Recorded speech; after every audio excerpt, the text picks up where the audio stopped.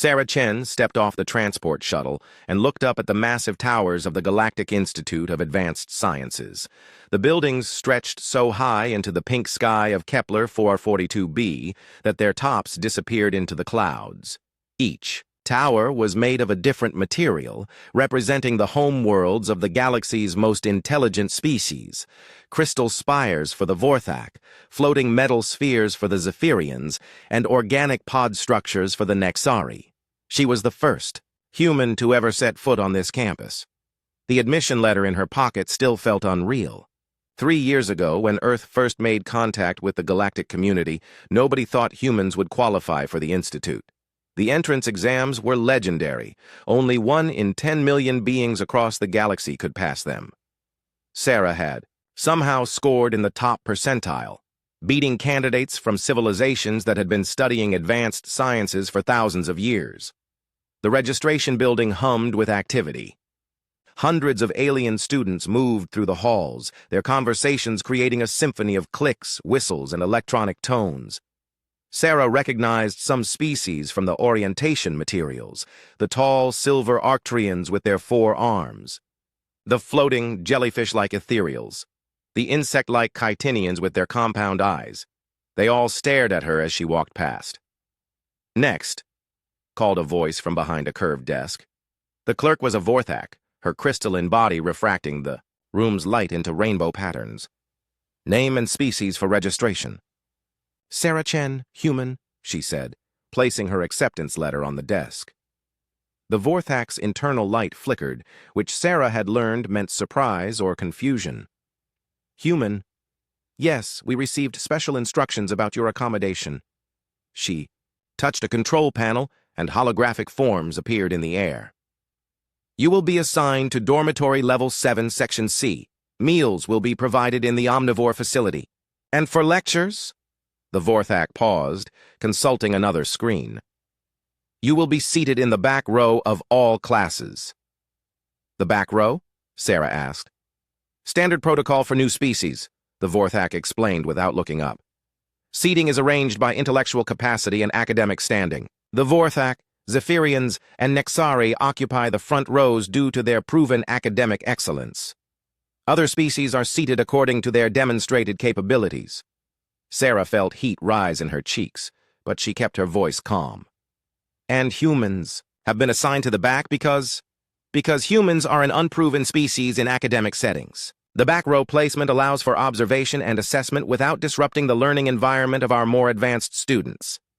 The words stung, but Sarah had expected something like this. Humans were newcomers to the galactic community. Every other species here had centuries or millennia of scientific achievement behind them. She was representing not just herself, but all of humanity. "I understand," she said, taking the registration documents. Her first class was quantum mechanics with Professor Kethvar, a renowned Vorthak physicist whose research on quantum entanglement had revolutionized faster-than-light communication. Sarah arrived early and made her way to the back of the massive lecture hall. The front 3 rows were already filled. The first row was entirely Vorthak students, their crystalline bodies perfectly still as they absorbed information directly into their crystal matrix memories. The second row held Zephyrians, gaseous beings contained within sleek environmental suits, their forms occasionally shifting colors as they processed complex calculations. The third row was occupied by Nexari, insect-like creatures whose antennae twitched in synchronized patterns as they shared thoughts through their hive mind. Connection. Behind them sat other species in carefully arranged order. The fourth row held Arcturians and Ethereals. The fifth and sixth rows contained various other alien students. And there, in the seventh and final row, sat Sarah. Alone. Other students turned to look at her as they entered. She heard whispered conversations in languages she didn't recognize, though her universal translator caught fragments. "The human, primitive species. Why is it even here?" Professor Kethvar entered the hall, his massive crystalline form refracting the room's light into brilliant patterns. He was old, even by Vorthak standards, his crystal body showing the deep blue coloration that came with centuries of accumulated knowledge. "Welcome to Advanced Quantum Mechanics." His voice resonated through the hall, each word creating harmonic vibrations in his crystal structure. This semester we will explore the fundamental nature of reality at the subatomic level. We will examine quantum entanglement, superposition, and the theoretical foundations of faster-than-light communication. His faceted eyes swept across the lecture hall, pausing briefly on each row before continuing. When his gaze reached Sarah in the back, he barely acknowledged her presence before moving on. The concepts we will discuss are among the most complex in known science, he continued. They require absolute precision of thought and perfect retention of mathematical principles. Those who cannot maintain the pace will be asked to transfer to more appropriate courses. Sarah opened her notebook and began writing. Around her, the other students used various advanced recording devices. The Vorthak students simply absorbed the information directly. The Zephyrians recorded everything in their quantum memory matrices. The Nexari shared notes instantaneously through their collective consciousness. Professor Kethvar began with basic principles that Sarah had studied extensively during her preparation for the Institute: quantum superposition, wave-particle duality, the uncertainty principle. As he spoke, she noticed something interesting about his explanations. They were mathematically correct, but seemed to approach the concepts from a very rigid perspective. The Vorthak professor presented each principle as an absolute truth, backed by millennia of research and mathematical proof. The students in the front rows absorbed this information without question, their respective biological advantages allowing them to store and process the complex equations instantly. But Sarah found herself thinking differently about the problems. Where Professor Kethvar presented quantum entanglement as a solved phenomenon with established rules, Sarah saw questions. Why did entangled particles behave the way they did? What if the mathematical models were describing the effects but missing the underlying cause?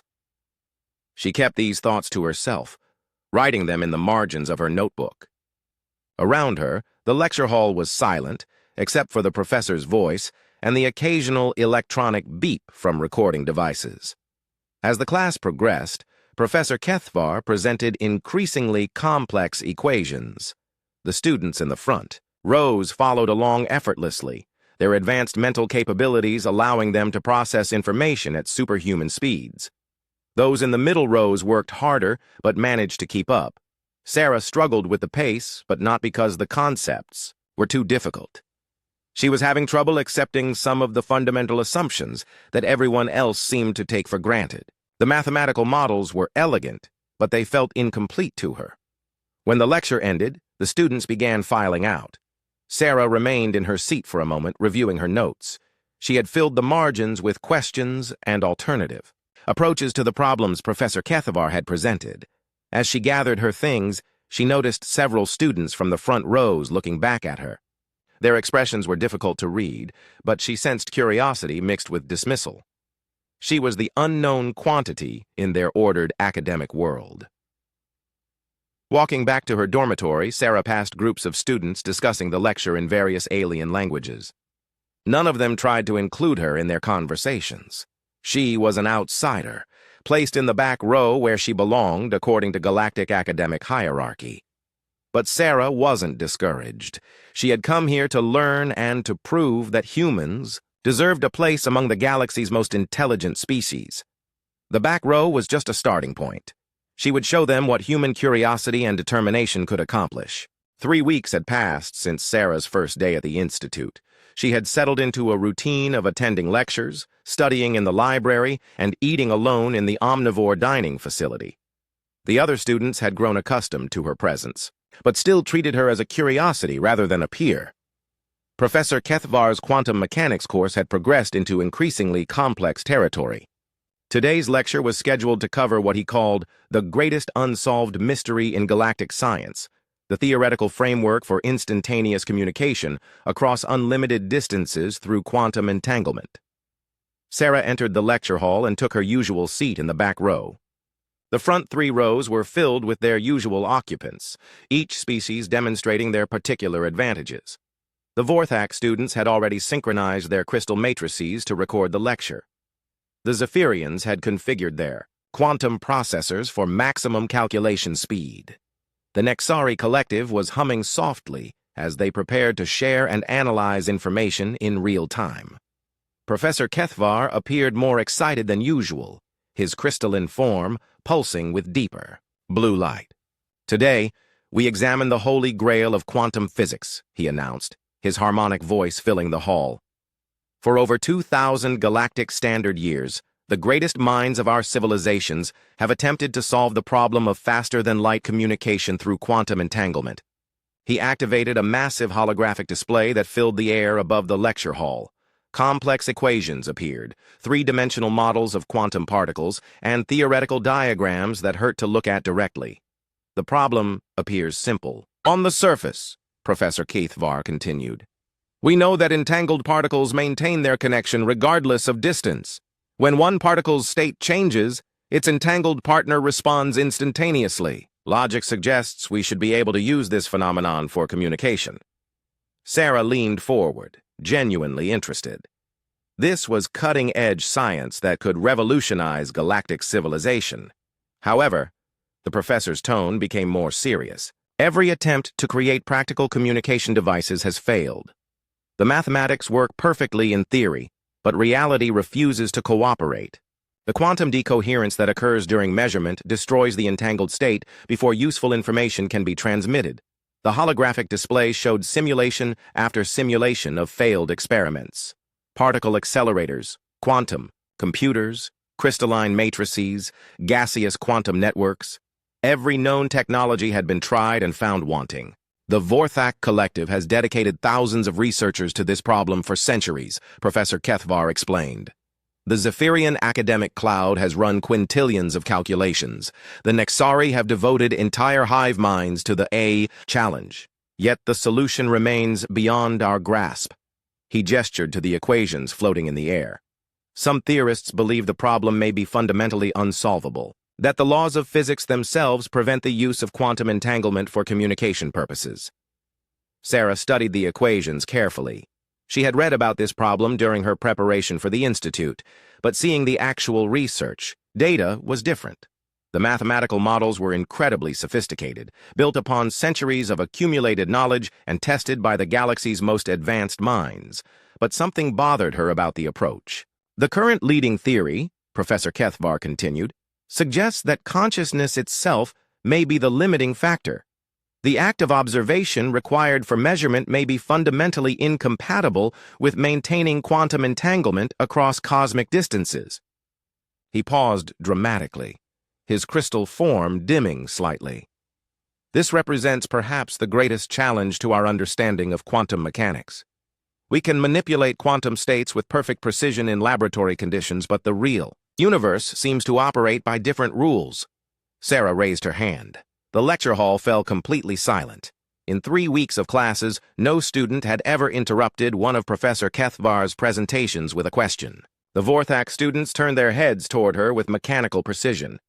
The Zephyrian's gaseous forms shifted colors rapidly, indicating surprise. The Nexari collective's humming stopped entirely. Professor Kethvar's crystalline eyes focused on Sarah with what seemed like irritation. "Yes, Miss Chen?" "Professor, have you considered that your base assumptions about quantum decoherence might be fundamentally flawed because you're applying macro-scale temporal frameworks to subatomic interactions?" The silence in the hall became absolute. Even the building's ventilation systems seemed to quiet down. Professor Kethvar's internal light flickered rapidly, a sign of confusion that Sarah had learned to recognize in Vorthak individuals. "I'm not certain I understand your question." Sarah stood up, her notebook in hand. "The problem assumes that quantum entanglement and measurement exist in the same temporal framework that we experience at macro scale. But what if they don't? What if the instantaneous response of entangled particles isn't actually instantaneous from the particle's perspective?" She walked down toward the holographic display, aware that hundreds of alien eyes were following her movement. "May I?" Professor Kethvar gestured toward the controls, his confusion evident in the rapid shifting of colors within his crystal matrix. Sarah manipulated the holographic interface, calling up the basic equations for quantum entanglement. "Look at this from a different angle. Everyone assumes that when we measure one particle, the collapse of the wave function happens now from our perspective. But time isn't universal, it's relative.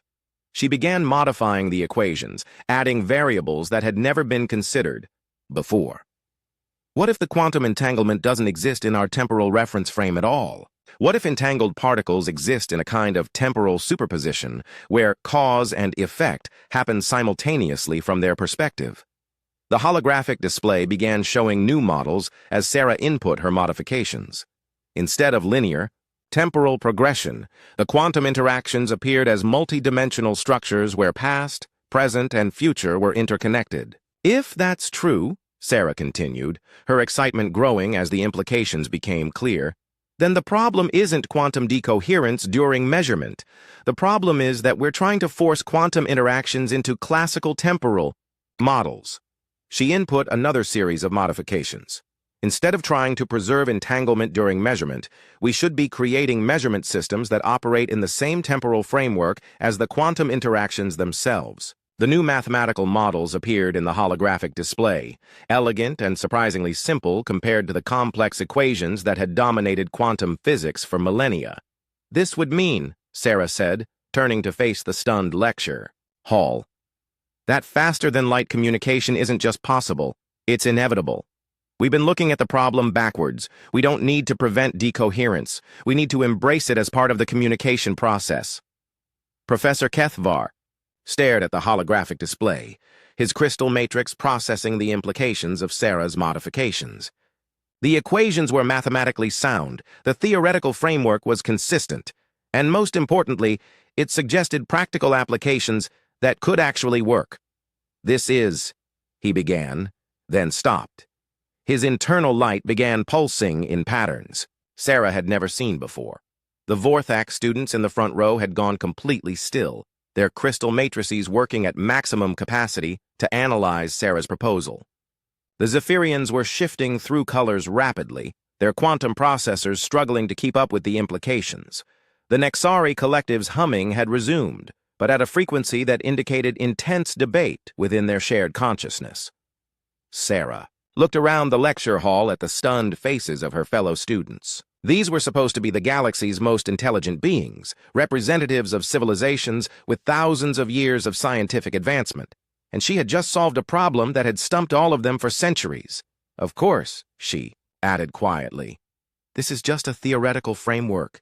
It would need extensive testing and refinement before practical applications could be developed. Professor Kethvar finally found his voice. Miss Chen, would you be available to discuss this further after class? I believe the Vorthak Collective would be very interested in your perspective. Sarah nodded and returned to her seat in the back row.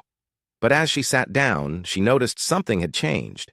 Every student in the lecture hall was turned around, looking at her instead of the professor. For the first time since arriving at the institute, Sarah didn't feel like she was sitting in the back row anymore. News of Sarah's breakthrough spread through the Galactic Academic Network faster than anyone had expected. Within 48 hours of her presentation in Professor Kethvar's class, research teams on 12 different star systems were analyzing her theoretical framework. The Vorthak Collective had formally requested copies of her work. The Zephyrian academic cloud had begun restructuring their quantum physics curriculum to incorporate her temporal superposition model. Sarah found herself suddenly famous throughout the institute. Students who had previously ignored her now watched her every move. Professors who hadn't acknowledged her existence were requesting meetings. Her simple dormitory room had become a destination for curious visitors from across the galaxy. But Sarah was far from finished. In Professor Veltar's stellar engineering course, she encountered another impossible problem. The class was studying the theoretical limits of starlifting, the process of extracting matter from stellar cores for construction purposes. For 3,000 years, galactic civilization had accepted that certain types of stars were simply too massive and too unstable for matter extraction. Professor Veltar, an elegant ethereal whose translucent form floated above the lecture platform, was explaining the mathematical proofs that demonstrated these limitations.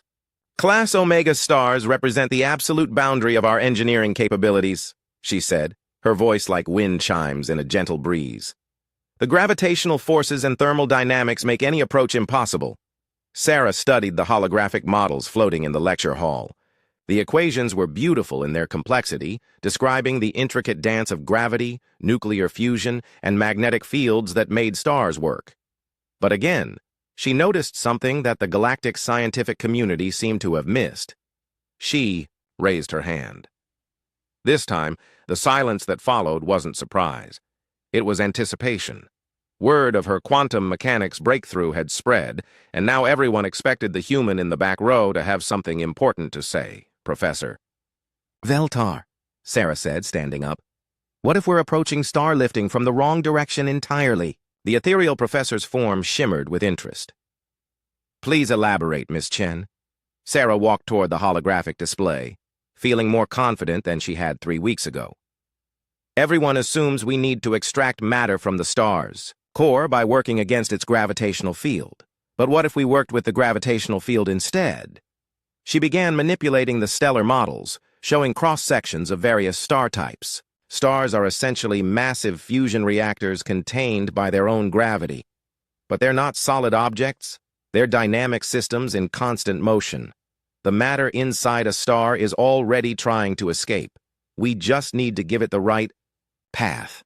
The holographic display began showing new configurations as Sarah input her ideas. Instead of trying to drill into stellar cores, her models showed how carefully placed gravitational manipulators could create pressure waves that would cause stars to eject matter in controlled streams. Think of it like squeezing a tube of toothpaste, Sarah explained, using an analogy that required her universal translator to work overtime to convey the concept to alien minds. You don't try to extract the toothpaste by drilling holes in the tube. You apply pressure in the right places to make it come out where you want it. Professor Veltar's ethereal form began glowing brighter as she processed the implications. This would require unprecedented precision in gravitational manipulation. Actually, no, Sarah said, continuing to modify the models. It would require understanding that stars want to give up matter. The nuclear fusion process creates outward pressure that's constantly fighting against gravitational collapse. We just need to tip the balance slightly in the right places. The new models showed how relatively small gravitational interventions could create cascading effects throughout stellar structures. Instead of the massive engineering projects that had been proposed for star lifting, Sarah's approach required elegant precision rather than brute force. The mathematical framework already exists, she continued, pulling up equations from stellar dynamics theory. We've been studying stellar mass ejection for millennia. Supernovae, solar flares, coronal mass ejections. Stars already know how to give up matter. We just need to ask them nicely. Professor Veltar floated closer to the holographic display, her translucent form shifting through colors as she analyzed Sarah's work. Miss Chen, if this theoretical framework is correct, it would make Class Omega star lifting not just possible, but routine. Sarah nodded. And it would do it with a fraction of the energy expenditure that current methods require. Instead of fighting against stellar physics, we'd be working with them. Once again, the lecture hall was filled with stunned alien students trying to process how a human had casually solved a problem that had been considered impossible for millennia. But Sarah's academic disruption was just beginning. In Dr. Zixhai's biocomputation course, she revolutionized the field by suggesting that biological computers were approaching the problem backward. Instead of trying to make biological systems compute like machines, she proposed making machines compute like biological systems, using redundancy and error correction as features rather than problems to solve. During Professor Morthkohl's dimensional mathematics seminar, she introduced a new approach to hyperspatial geometry that made calculations involving 11-dimensional space as simple as basic algebra. Her method involved treating dimensional complexity not as an obstacle to overcome, but as a tool to simplify seemingly impossible equations. Each breakthrough followed the same pattern. Sarah would listen to explanations of problems that had stumped galactic civilization for centuries or millennia. She would study the established approaches and mathematical frameworks. Then she would ask a simple question that reframed the entire problem from a completely different perspective. The effect on her fellow students was remarkable. The confident demeanor of the front-row species began to crack. The Vorthak students, with their perfect memory and logical processing, found themselves questioning assumptions they had never thought to examine. The Zephyrians, despite their quantum computational abilities, struggled to keep up with Sarah's intuitive leaps. The Nexari Collective, with all their shared processing power, discovered that their hive mind approach sometimes made them less flexible in their thinking, not more. Other students began changing their behavior around Sarah. In the dining hall, tables near hers filled up with aliens hoping to overhear her conversations. Study groups formed specifically to discuss her various theoretical breakthroughs. Students who had once whispered about the primitive human now spoke in awed tones about the innovative problem solver from Earth. Professor Kethvar had become something of a celebrity himself, simply for being the professor whose class had witnessed Sarah's first breakthrough. He was invited to present papers at conferences across the galaxy, sharing his insights into human cognitive approaches to quantum mechanics. But the most significant change was in the lecture halls themselves. Students who had once focused entirely on their professors now found themselves glancing back toward the seventh row, waiting to see how the human would respond to each new, impossible problem. Sarah noticed the shift, but tried not to let it affect her focus. She was at the Institute to learn, and every day brought new challenges and opportunities. The galaxy's accumulated knowledge was vast and impressive, but she was beginning to understand that knowledge and wisdom weren't the same thing. The alien civilizations had developed incredible technologies and sophisticated mathematical frameworks. Their mental capabilities far exceeded anything humans could achieve through raw processing power, but they had also become trapped by their own success, assuming that their established methods were the only possible approaches to complex problems.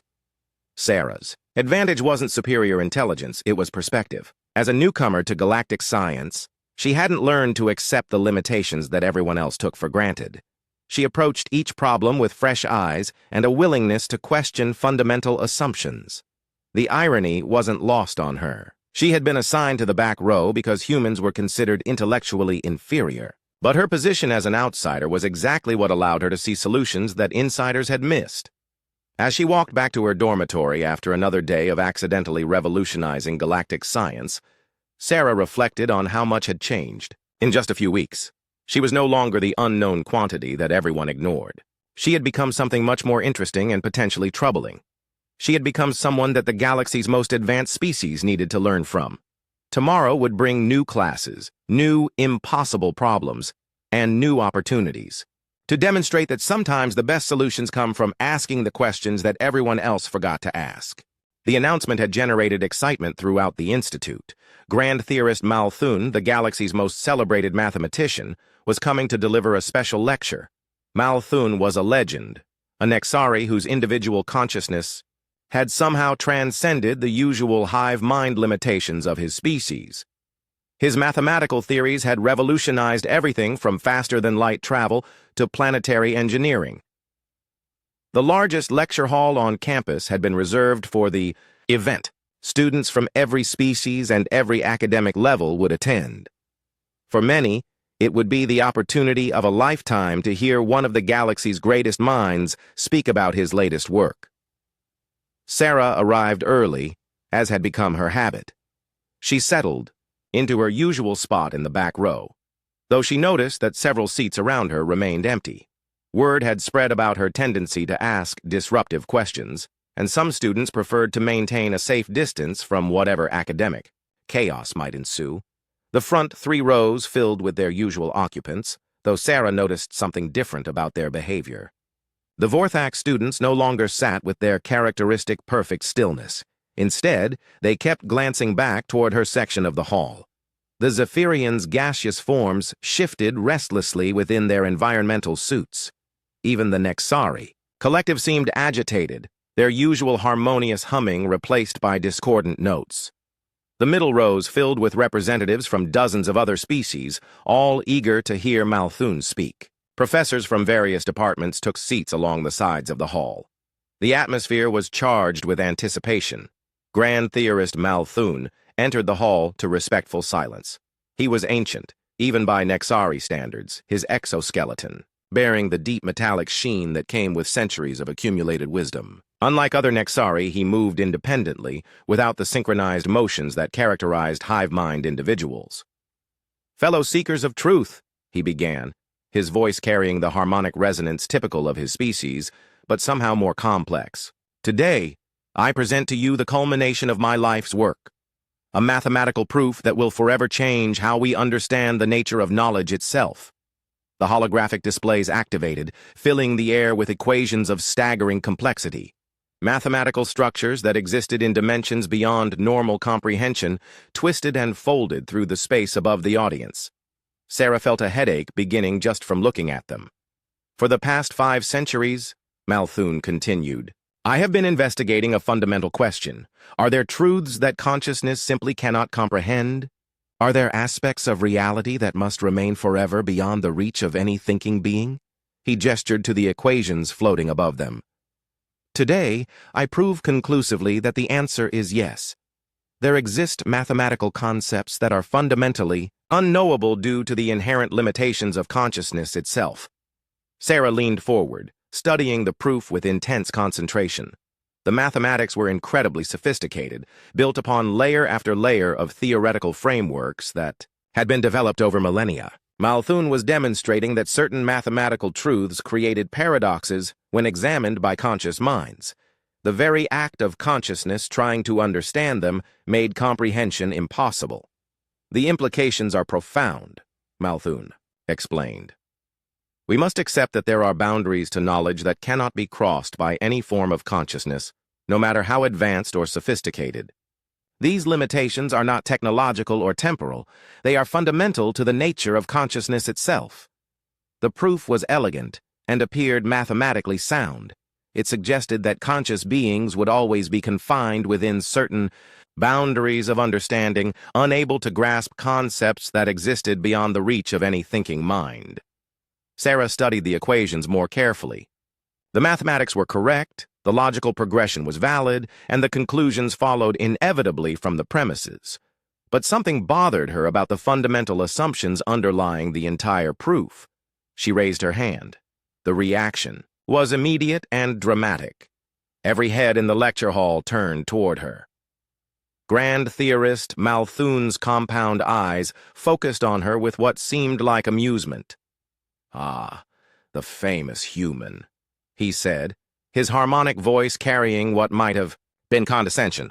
You have a question about mathematical concepts that have been refined over centuries? Sarah stood up, her notebook in hand.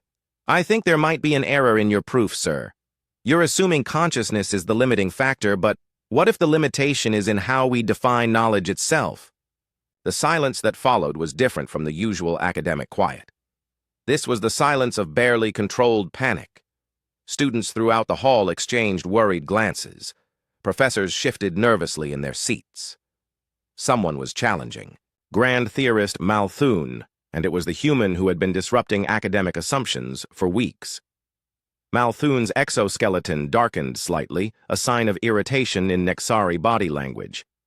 Please, elaborate on your insight. Sarah walked down toward the holographic display, aware that she was about to either make the biggest mistake of her academic career or achieve something unprecedented. Your proof assumes that knowledge is something that consciousness possesses. But what if knowledge isn't something we have? What if it's something we participate in? She began interacting with the holographic controls, modifying Malthun's equations. You're treating consciousness as a container trying to hold truth. But consciousness isn't separate from reality. It's part of reality. When we understand something, we're not capturing it from the outside. We're becoming part of the truth we're trying to understand. The equations began changing as Sarah input her modifications. Instead of consciousness being a limitation on knowledge, her framework showed consciousness as a dynamic process that could expand and adapt to encompass new forms of understanding. The paradoxes in your proof occur because you're trying to separate the knower from the known, Sarah continued. But what if that separation is artificial? What if consciousness and reality are aspects of the same underlying system? She continued, modifying the mathematical structures, replacing Malthun's static model of consciousness with a dynamic one that could evolve and transform. Instead of asking whether consciousness can understand certain truths, we should ask how consciousness can grow to participate in those truths.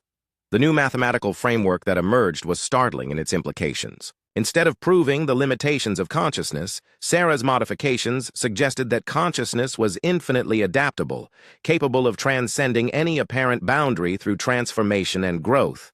This would mean, Sarah said, turning to face the stunned audience, that there are no unknowable truths, only truths that require us to become different kinds of knowers. The limitations aren't in reality or in consciousness. They're in our assumptions about what consciousness has to be.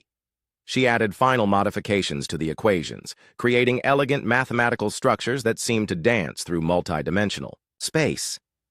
Consciousness isn't a fixed thing trying to understand reality from the outside.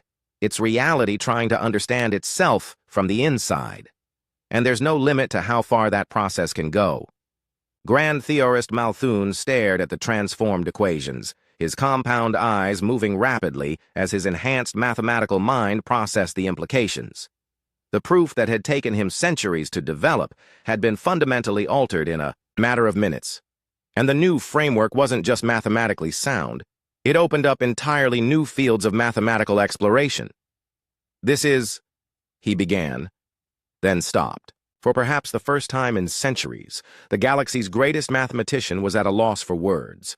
The lecture hall erupted in chaos. Students were talking excitedly in dozens of languages. Professors were frantically taking notes or recording the modified equations. The careful academic hierarchy that had maintained order for so long was crumbling as everyone tried to process what they had just witnessed. Sarah returned to her seat in the back row, but she noticed something remarkable happening around her. Students from the front rows were getting up and moving toward the back of the hall.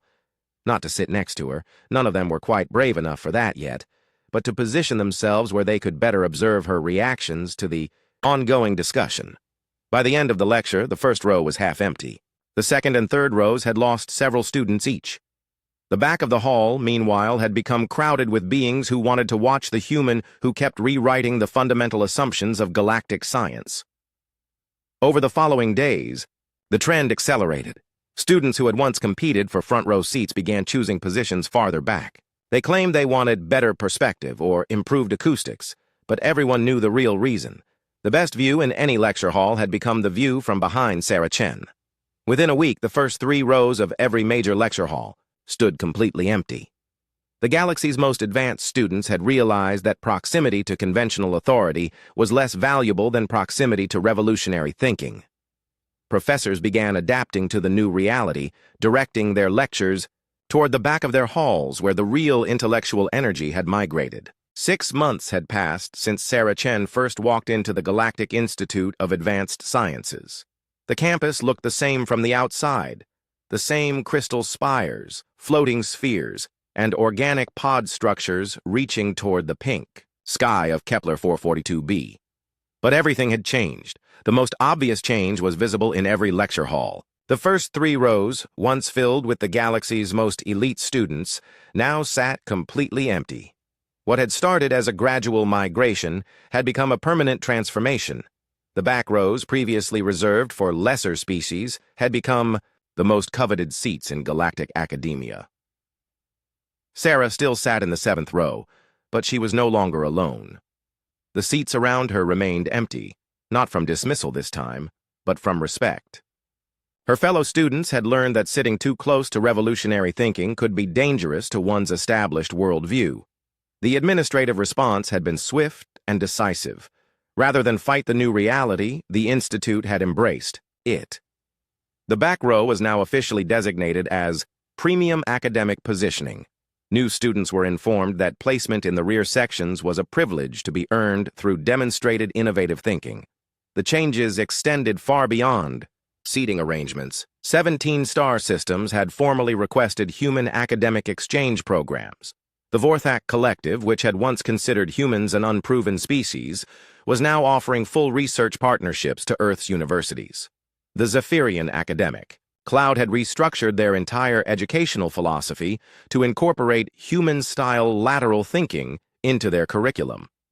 Most significantly, the Galactic Council of Advanced Civilizations had extended an invitation for humanity to join as a full member species, not as junior partners or probationary members, but as equals among the galaxy's most sophisticated civilizations.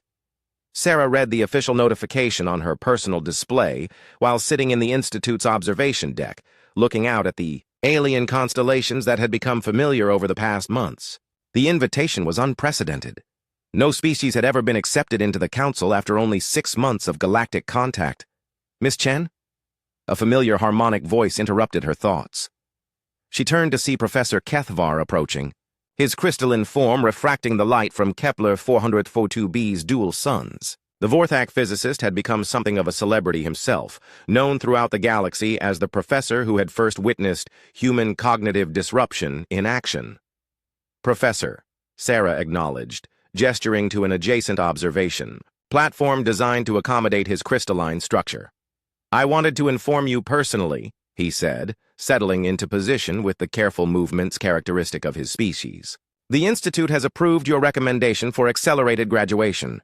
You could complete your degree in half the standard time." Sarah smiled. "I appreciate that, but I think I'd prefer to stay for the full program. There's still so much to learn." Professor Kethvar's internal light flickered in what Sarah had learned was amusement. An interesting perspective. Most students seek to minimize their time in formal education. Most students aren't trying to understand how an entire galaxy thinks, Sarah replied. "Besides, I have a feeling my real education is just beginning." Through the observation deck's transparent walls, they could see other students moving across the campus below. The careful species-based groupings that had once characterized Institute social life had dissolved into more fluid arrangements. Vorthak and Zephyrian students worked together on projects that would have been impossible under the old hierarchical system.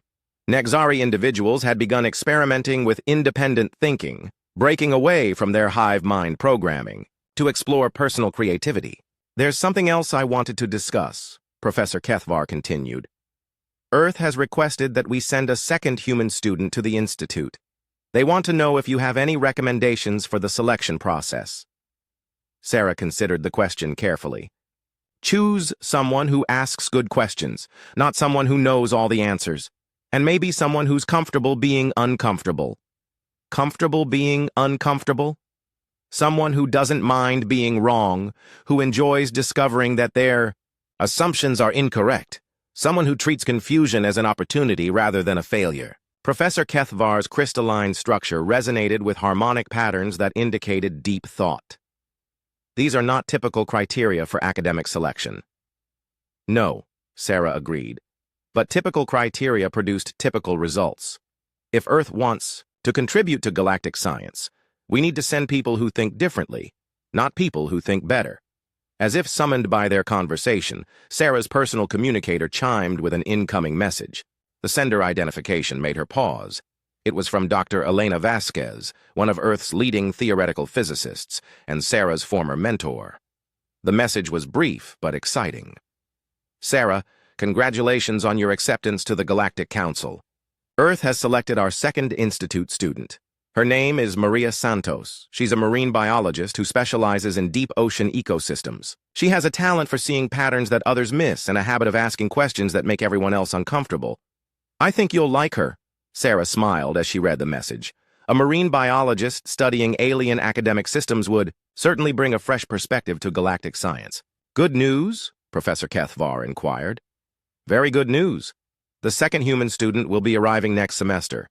She's a biologist. Interesting choice for an advanced physics and mathematics program." "That's exactly why it's a good choice," Sarah said. "She'll see everything differently because she comes from a completely different field. The galaxy's been trying to solve physics problems with physics thinking for thousands of years. Maybe it's time to try biology thinking." Professor Kethvar's light patterns indicated confusion. "I'm not certain I understand how biological thinking applies to theoretical physics." Sarah stood up and moved to the observation deck's central display, calling up a holographic model of quantum entanglement that she had been working on. "Biology is all about systems, complex, interconnected, adaptive systems, ecosystems, evolutionary processes, cellular networks. What if quantum mechanics isn't really physics at all? What if it's biology at a subatomic level?" She manipulated the display, showing how quantum interactions could be modeled as biological processes rather than mechanical ones. Instead of particles and forces, we have entities and relationships. Instead of states and measurements, we have behaviors and communications. Professor Kethvar studied the new model with intense focus. This would suggest that the quantum realm operates more like a living ecosystem than a mechanical system. Exactly. And who better to understand a living ecosystem than a biologist? Sarah continued modifying the display. Maria's going to take one look at our quantum mechanics theories and probably ask why we're treating subatomic particles like tiny machines instead of tiny organisms. The implications were staggering. If quantum mechanics could be understood through biological rather than mechanical models, it would revolutionize everything from computer science to space travel, and it would require the kind of interdisciplinary thinking that had been rare in galactic academic culture. Miss Chen, Professor Kethvar said quietly, do you realize what you've accomplished here? Sarah looked around the observation deck, then out at the campus below where students from dozens of species were working together in ways that would have been impossible 6 months ago. I think so. But I don't think I did it alone.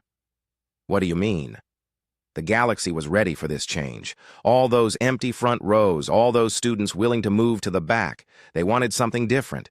They were tired of the old hierarchies and ready for new approaches. I just happened to be in the right place at the right time to ask the right questions. Professor Kethvar's harmonic voice carried a note of something that might have been respect. Perhaps, but it required someone willing to ask those questions, someone comfortable with being the outsider, the questioner, the disruptor. As they talked, other students and faculty members began arriving at the observation deck for the evening social period. But instead of segregating by species as had been the custom, they formed mixed groups that reflected the new collaborative spirit that had emerged at the Institute.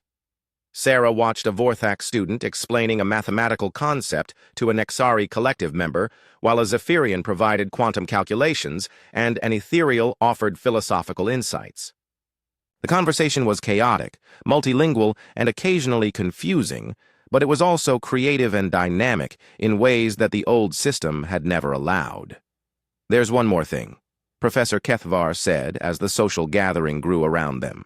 The Institute is considering offering a new degree program, Interdisciplinary Perspective Studies. They want to formalize the kind of thinking that you've demonstrated. They've asked if you would be interested in helping design the curriculum. Sarah considered the offer. A chance to help shape how the galaxy's future scientists would learn to think, to institutionalize the kind of cross-disciplinary, assumption-questioning approach that had caused so much disruption. I'll consider it, she said finally. But only if we can guarantee that the program will never have assigned seating.